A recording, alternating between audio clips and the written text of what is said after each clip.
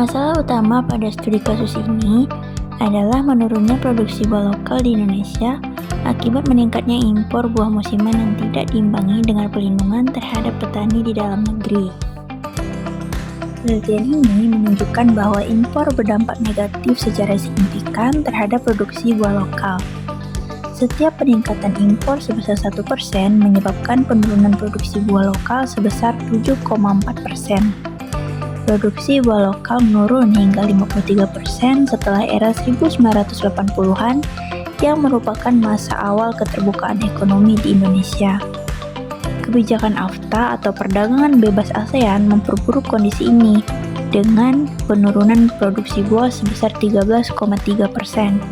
Sebaliknya, pada masa industri substitusi impor atau ISI, produksi justru meningkat 53,6%, yang dimana membuktikan bahwa proteksi terhadap produk lokal berdampak positif. Dampak lainnya termasuk menurunnya minat masyarakat terhadap buah lokal karena harganya relatif lebih mahal dan kurang bersaing secara visual dengan buah impor. Petani lokal mengalami kerugian karena hasil panen tidak terserap pasar dan ketergantungan terhadap produk asing meningkat, yang secara jangka panjang bisa mengancam ketahanan pangan nasional. Peran dan kebijakan pemerintah. Kebijakan perdagangan bebas melalui partisipasi dalam AFTA. Yang kedua, strategi ISI pada masa sebelumnya yang memberikan perlindungan terhadap produksi dalam negeri.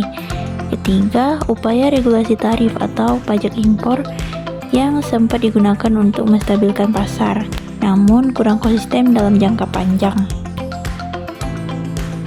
Kesimpulannya, studi ini menyimpulkan bahwa perdagangan bebas tanpa proteksi memadai telah menyebabkan penurunan tajam dalam produksi buah lokal di Indonesia. Impor yang terus meningkat membuat petani lokal kesulitan bersaing, sementara konsumen beralih ke produk luar karena faktor harga dan persepsi kualitas. Pemerintah perlu menyusun ulang kebijakan perdagangan yang lebih melindungi sektor agrikultur, terutama dengan mengedepankan kualitas, promosi produk lokal, dan kebijakan tarif yang adil. Tanpa langkah strategis, Indonesia sebagai negara agraris justru akan kehilangan kedaulatan pangan dan menjadi terlalu bergantung pada buah impor yang seharusnya bisa diproduksi sendiri di dalam negeri.